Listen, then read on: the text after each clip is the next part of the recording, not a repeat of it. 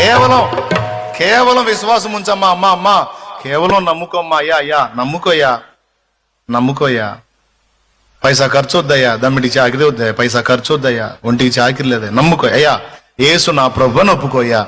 నా పాపాల కోసం ఆయన శిలువలో ప్రాణం పెట్టాడని విశ్వసించయ్యా. అయ్యా నరకం తప్పించుకుంటావయ్యా, నిత్య జీవానికి చేరతావయ్యా. తనను విశ్వసించిన వాళ్ళందరికీ నిత్య రక్షణ వాగ్దానం చేశాడయ్యా. అమ్మా తనను విశ్వసించిన వాళ్ళందరికీ నిత్య రక్షణ వాగ్దానం చేశాడమ్మా. యేసు తప్ప ఎవరు కూడా మన పాపాల కోసం ప్రాణం పెట్టలేదమ్మా. యేసు తప్ప ఎవరు కూడా మన పాపాల కోసం ప్రాణం పెట్టలేదయ్యా. రేపు మన పాపాలకు ఉత్తరం చెప్పేది యేసు ప్రభు ఒక్కడేనయ్యా. ఆయనకు మాత్రమే అధికారం ఉందయ్యా. ఇంకెవ్వరిని నమ్మినా లేదయ్యా. ఎందుకంటే వాళ్ళు ఏం చేయలేదయ్యా మన పాపాలను తీసేయటానికి. యేసైతే సిలువలో మన పాపాలు మోసాడయ్యా. మన చేతులతో మనం చేసిన పాతకాలకి ఆయన చేతుల్లో శీలలు శిక్ష పొందాడయ్యా.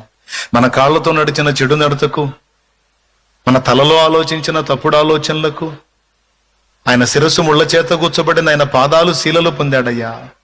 మనం పొందాల్సినటువంటి దోష శిక్ష అంతా తన మీద వేసుకుని ఆయన పొందాడయ్యా.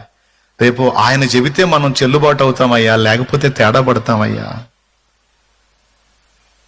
ముఖ్యమంత్రి సంతకం పెడితే ఏదైనా చెల్లుబాటు అయినట్టు, ప్రధాని సంతకం పెడితే ఏదైనా చెల్లుబాటు అయినట్టు, రేపు యేసయ్య సంతకం పెడితేనే మనం చెల్లుబాటు అవుతామయ్యా, లేకపోతే శిక్షకు గురవుతామయ్యా.